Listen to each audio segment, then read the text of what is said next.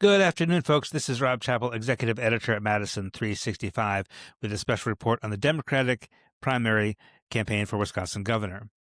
That primary is coming up August 11th, so just a few weeks away.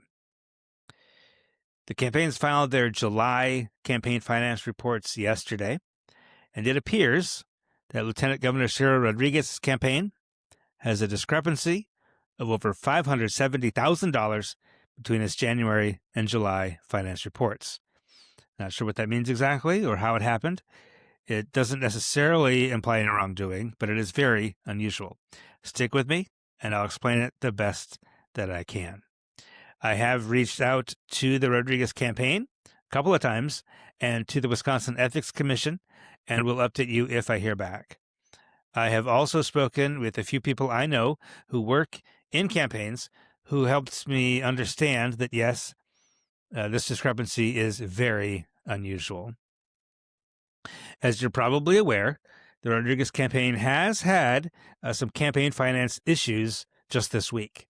On Sunday, she fired her campaign manager, Cara Spencer, after learning that Spencer had been double counting some donations and undercounting some expenses. Rodriguez said she thought she had much more money than she did. She said she had committed to $1 million advertising buy, but only had about $200,000 cash on hand. Now, as I said, all the campaigns filed their July reports yesterday. These reports cover donations and expenses from January 1st through June 30th. Every report also shows how much you had in the bank, cash on hand, at the beginning of the reporting period and at the end of the reporting period. Rodriguez reports cash on hand of only $34,000 at the end of June. Now, she has said, and it is entirely possible, that she got an influx of cash in the first part of July, such that she does now, on July 16th, have about $200,000 on hand. That's not the issue. Here's the issue. Your balance at the end of one reporting period should match your balance at the beginning of the next reporting period. And every campaign report in the Democratic primary for governor has those two numbers matching, except for this one. For example, I'll use David Crowley's reports as the example since he's dropped out of the race, so his fundraising numbers won't really impact the campaign at this point. Here you can see his January report shows an ending balance of over $600,000. And here you can see his July report with a beginning balance of exactly that same amount.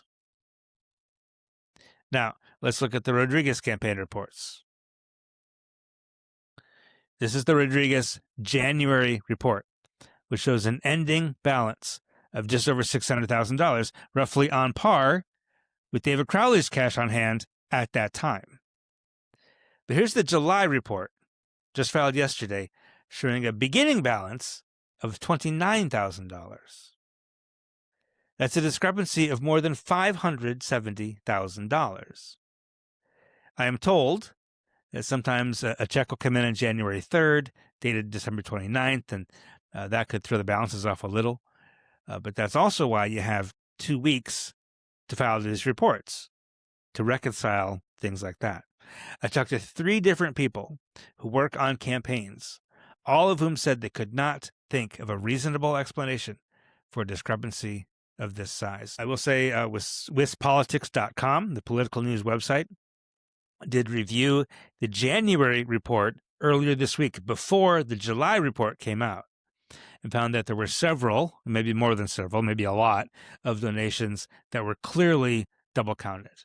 And they added up to about $275,000. So WisPolitics found about $275,000 in donations listed twice for the same amount on the same day from the same donor. For example, again, this is from WisPolitics.com. For example, Edina, Minnesota physician Robert Haslow was listed as giving 2 donations of $10,000 each, both on December 17th. Meanwhile, Milwaukee businessman David Lubar was listed as giving 2 $5,000 donations, both on December 30th.